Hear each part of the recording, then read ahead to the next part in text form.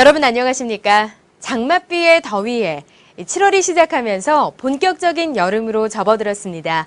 이번 한 주에는 어떤 일들이 있었는지 먼저 알아보겠습니다. AMD는 메인스트림 데스크톱용 차세대 그래픽 통합 프로세서인 코드명 라노로 불린 AMD 퓨전 A 시리즈 APU 두 종류를 오는 3일부터 판매한다고 밝혔습니다. SK텔레콤과 LG유플러스는 4세대 이동통신인 LTE 서비스를 오늘부터 상용화한다고 밝혀 이제 본격적인 4G 시대가 열렸습니다. 애플이 이달 초 iOS 5 베타 버전을 공개한 뒤 보름여 만에 두 번째 베타 버전을 공개하면서 아이폰 5 출시가 급물살을 타고 있으며 외신들은 연일 8월 출시설을 보도하고 있습니다. 아이폰 5 출시 임박 루머가 끊이지 않는 가운데 삼성전자도 여기에 대항하기 위해 같은 시기에 갤럭시 S2의 업그레이드 버전인 갤럭시 S2 플러스를 출시한다는 다수의 외신 보도가 있어 관심이 쏠리고 있습니다. 온라인 디지털 TV 시장에서 3D TV의 판매액이 지난 6월을 기점으로 점유율이 50%를 넘었습니다.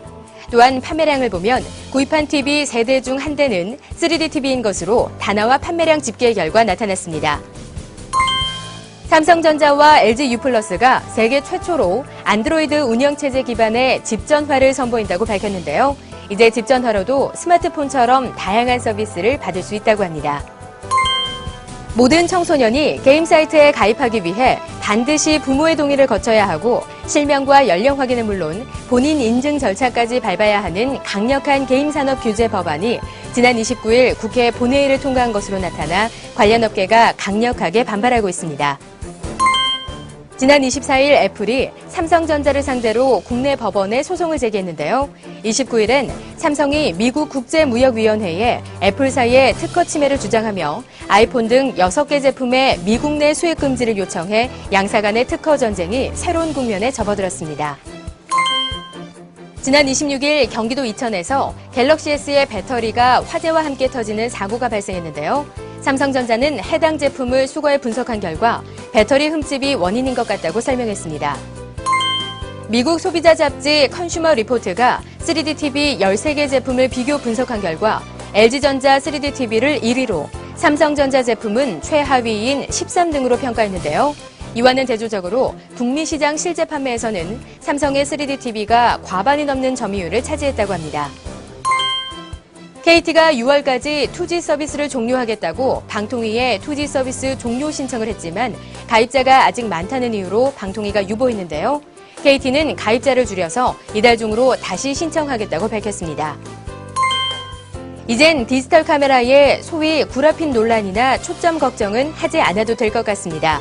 미국의 한 벤처 기업이 대충 촬영하고 나서 나중에 자유롭게 초점의 위치를 변경하는 사진 기술을 개발했다고 합니다.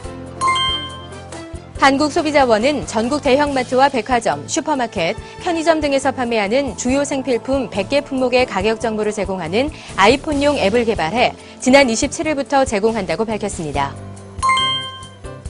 방송통신위원회는 민원이 끊이지 않는 휴대전화 보험 문제를 해결하기 위해 이동통신사와 협의해 오는 8월부터 보험 이용약관을 개선하고 관련 가이드라인을 강화한다고 밝혔습니다. 장마가 예년보다 일찍 시작하면서 온라인 쇼핑몰의 판매가 많이 늘어나고 있다는데요. 특히 쌀이나 라면, 그리고 생수나 기저귀 등 무겁고 부피가 큰 식료품이나 생필품이 인기를 끌고 있다고 합니다. 지난 50일 동안 세계를 긴장시키며 맹렬하게 활동했던 해커그룹 룰주색이 활동 중단을 선언했는데요. 해체 사유가 지루함 때문이라고 합니다.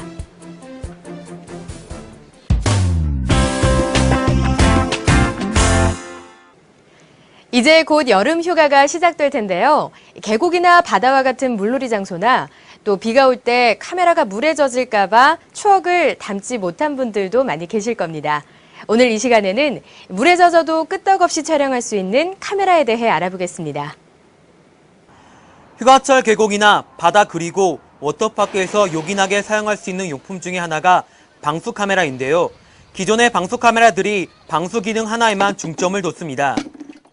하지만 요즘 나오는 방수 카메라들은 방수는 물론 충격흡수나 방한 기능 등이 있습니다. 따라서 물놀이뿐만 아니라 스키장이나 산행 등 아웃도어용으로 활용이 가능합니다.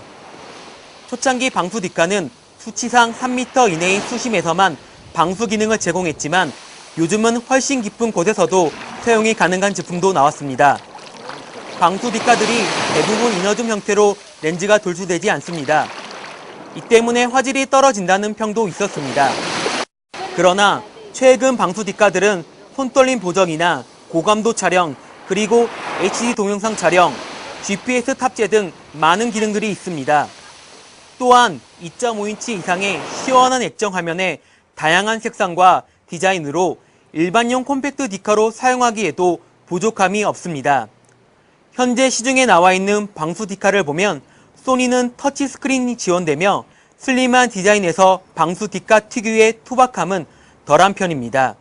여기에 파노라마, 3D, 풀 HD 동영상 촬영할 수 있습니다. 올림푸스는 최대 10m 방수 촬영이 가능하며 전용 하우징까지 장착하면 최대 40m까지 촬영 가능합니다.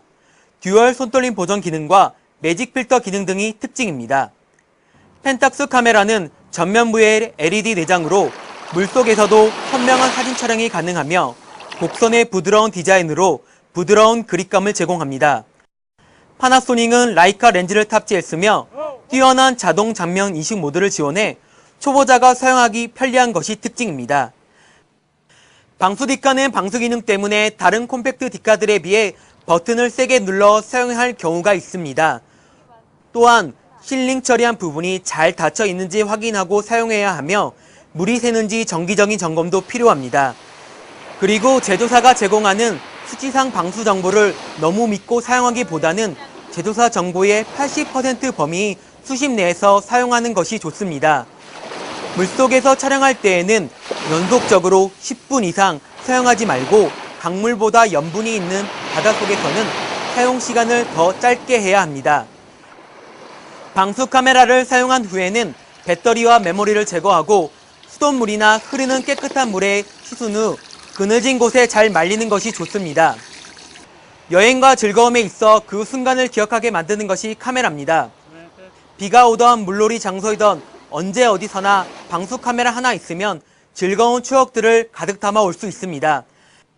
방수 카메라를 미처 준비하지 못했다면 기존의 카메라에 저가의 방수팩을 활용하는 것도 좋은 방법입니다. 미디어잇 양하열입니다.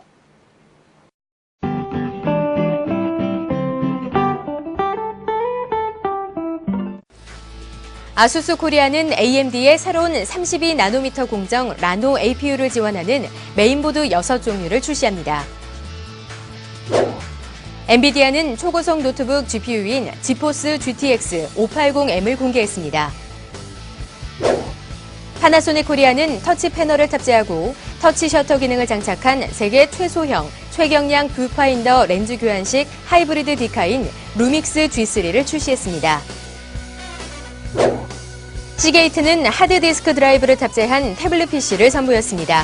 이 제품은 태블릿에서는 최초로 2.5인치의 7mm 두께의 가장 얇은 하드디스크를 장착했으며 오늘 9월 중 출시 예정입니다.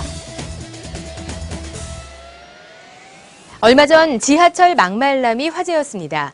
트위터 등 소셜미디어를 타고 비난은 물론 개인정보가 공개되면서 엉뚱한 사람이 피해를 보기도 했는데요. 소셜미디어가 뉴스를 빠르고 다양하게 널리 알려주는 반면 검증되지 않은 정보로 피해를 보는 사례가 있어 다시 한번 생각해보게 합니다. 여러분은 어떠신가요? 오늘 알짜 뉴스는 여기까지입니다. 고맙습니다.